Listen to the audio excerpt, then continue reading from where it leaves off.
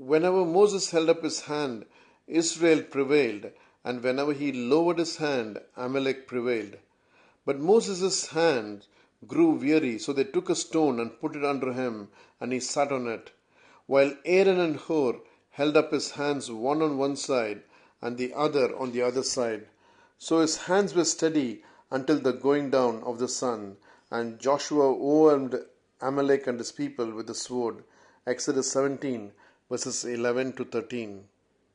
A variety of explanations are given for Moses raising his hands, ranging from magic to prayer.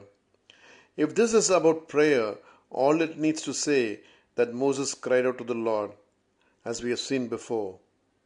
Further, we see that Moses sits here, which is a very unlikely posture for prayer in the Jewish practice. So this portion is not about prayer. It was difficult for Moses to keep his hands lifted up for a long time, which is why Aaron and Hur held Moses' hand as he was seated. Lifting the rod is the important part of this event. The rod was a demonstration to the people that it was God who was fighting and not the people. The rod is the mediating instrument of God's power.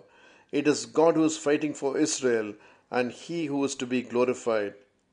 And the reason Israel does not prevail when the rod is lowered is to show the people that God contributes more to the victory than do sword and shield.